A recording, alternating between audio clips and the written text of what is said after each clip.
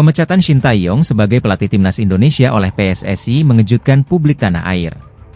Keputusan ini menuai pro dan kontra, terutama karena terjadi di saat persiapan untuk kualifikasi Piala Dunia 2026 tengah berlangsung. Apakah ini langkah strategis atau blunder besar bagi sepak bola Indonesia? Shin Tae-yong resmi memimpin timnas Indonesia sejak akhir 2019 dengan membawa harapan besar.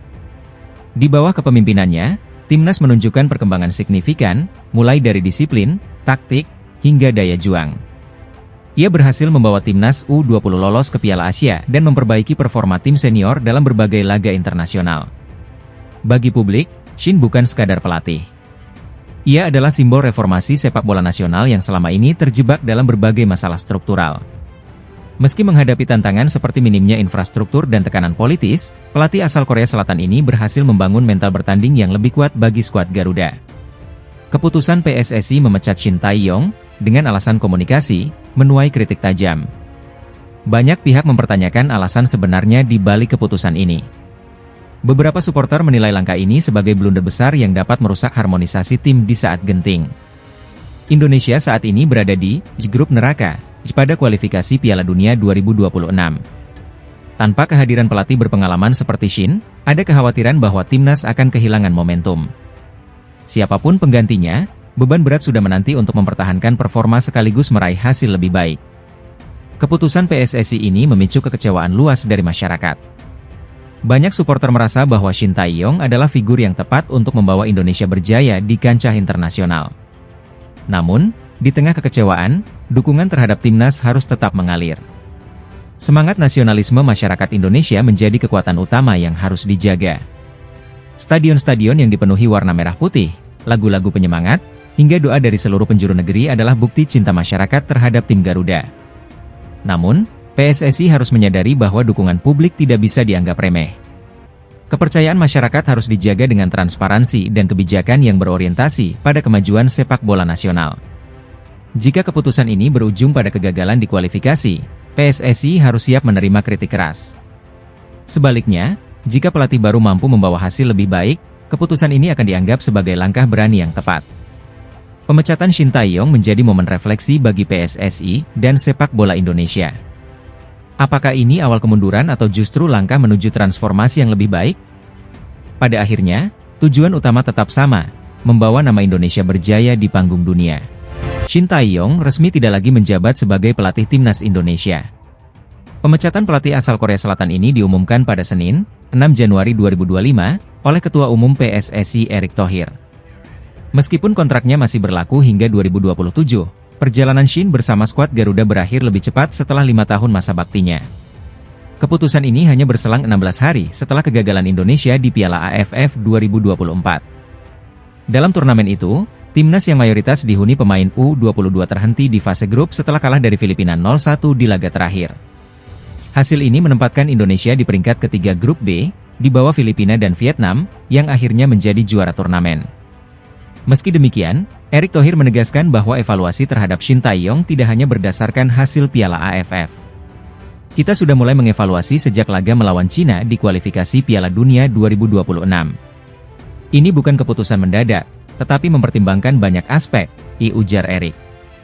Saat ini, Indonesia berada di posisi ketiga grup C putaran ketiga kualifikasi Piala Dunia 2026 dengan 6 poin dari 6 pertandingan. Dengan 4 laga tersisa, termasuk melawan Australia pada 20 Maret dan Bahrain 5 hari kemudian, skuad Garuda dituntut untuk meraih poin penuh agar menjaga peluang tampil di Piala Dunia. Bagaimana kalau kita waktu itu kalah dari Arab Saudi? Sudah pasti gagal.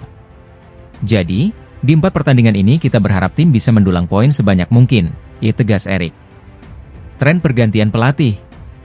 Keputusan PSSI untuk mengganti pelatih mengikuti langkah beberapa negara pesaing di grup C. Australia sebelumnya mengganti Graham Arnold dengan Tony Popovich, sedangkan Arab Saudi mendepak Roberto Mancini dan menunjuk Hervé Renard. Erick menilai pergantian ini adalah hal wajar dalam sepak bola, terutama di fase krusial seperti kualifikasi Piala Dunia. Keputusan ini tidak diambil sembarangan. Kita menghitung risiko, tetapi lebih baik mengambil risiko sekarang daripada menyesal di kemudian hari, ditambahnya. PSSI saat ini tengah mencari pelatih baru yang dinilai mampu memberikan dampak signifikan, baik dari segi komunikasi, taktik, maupun kepemimpinan. Pelatih baru diharapkan segera diumumkan sebelum pertandingan selanjutnya, dengan target memaksimalkan performa timnas di sisa laga. Pergantian ini menjadi babak baru bagi timnas Indonesia yang tengah berjuang di kualifikasi Piala Dunia 2026. Mampukah skuad Garuda bangkit dan mencatatkan sejarah? Kita nantikan gebrakan baru dari tim kebanggaan Indonesia. Kabar tentang kemungkinan penggantian Shin Tae-yong sebagai pelatih timnas Indonesia kembali mencuat. Setelah gagal memenuhi target minimal di ASEAN Cup 2024, spekulasi soal masa depan pelatih asal Korea Selatan itu semakin ramai diperbincangkan. Kini, PSSI mulai angkat bicara, meski belum memberikan jawaban tegas terkait isu ini. Anggota Komite Eksekutif PSSI, Vivin Cahyani, menyatakan bahwa PSSI selalu terbuka terhadap berbagai opsi untuk memenuhi target besar timnas Indonesia, yaitu lolos ke Piala Dunia 2026. PSSI jelas punya target besar menuju Piala Dunia. Perlu dukungan semua pihak untuk bertransformasi ke arah yang lebih baik dari segala sisi, ujar Vivin. Meski demikian, ia menegaskan bahwa belum ada keputusan yang diambil terkait perubahan pelatih. Menurut Vivin, segala sesuatu, baik formasi pemain maupun tim pelatih, bersifat dinamis demi mendekatkan Indonesia ke misi besarnya. Di bawah kepemimpinan Shin Tae-yong, timnas Indonesia masih berada di jalur yang benar untuk kualifikasi Piala Dunia 2026. Pada November 2024, Indonesia mencatat kemenangan bersejarah melawan Arab Saudi di Stadion Utama Gelora Bung Karno. Hasil ini membawa timnas ke posisi ketiga grup C dengan 6 poin, posisi yang menjadi target awal untuk melaju ke putaran keempat kualifikasi. Namun, menurut Vivin, misi besar seperti ini membutuhkan evaluasi terus-menerus. Semua sangat dinamis dan terbuka terhadap perubahan yang lebih baik. Tidak ada yang permanen, tambahnya. Spekulasi tentang pelatih baru mencuat setelah media Italia, Tuttosport, menerbitkan berita berjudul, Thohir ingin Piala Dunia, pelatih Eropa untuk Indonesia. Dalam laporan tersebut, disebutkan bahwa seorang pelatih asal Eropa dianggap lebih cocok untuk memimpin Indonesia menuju panggung dunia. Media itu juga mengkritik strategi Shin Tae-yong yang dianggap terlalu mengandalkan fisik dan kecepatan, meskipun kini timnas Indonesia memiliki pemain yang merumput di Eropa. Tuttosport bahkan menyebut pelatih baru diharapkan tiba sebelum laga melawan Australia dan Bahrain pada Maret mendatang. Vivin menegaskan, PSSI sepenuhnya mendukung langkah Ketua Umum Erick Thohir dalam mewujudkan misi Piala Dunia. Formasi pemain dan tim pelatih terbaik selalu jadi salah satu pokok bahasan. Namun, hingga saat ini, belum ada keputusan yang diambil, jelasnya. Dengan target besar menuju Piala Dunia 2026, PSSI harus menentukan langkah strategis untuk timnas Indonesia. Apakah Shin Tae-yong akan tetap memimpin skuad Garuda, atau akankah era baru dimulai dengan pelatih lain? Publik sepak bola Indonesia menanti keputusan PSSI yang akan menjadi penentu arah perjalanan timnas ke depan. Mimpi timnas Indonesia untuk berlaga di Piala Dunia 2026 terus diperjuangkan dengan keras oleh PSSI dan pelatih Shin Tae-yong. Dengan 4 pertandingan krusial tersisa di grup C kualifikasi zona Asia, peluang skuad Garuda untuk mencetak sejarah masih terbuka lebar. Namun, seberapa besar peluang tersebut? Ketua Umum PSSI, Erick Thohir, baru-baru ini menegaskan ambisi besar Indonesia tidak hanya untuk lolos ke Piala Dunia, tetapi juga menjadi tim yang konsisten tampil di ajang sepak bola dunia itu. Meski terlihat ambisius, berbagai rencana dan kerja keras Erick mulai menunjukkan hasil nyata. Untuk pertama kalinya, timnas Indonesia berhasil melaju ke babak ketiga kualifikasi Piala Dunia 2026. Di grup C, Indonesia bersaing dengan tim-tim kuat seperti Australia, Bahrain, Cina, dan raksasa Asia, Jepang. Tidak hanya di level senior, prestasi luar biasa juga ditunjukkan oleh timnas kelompok umur.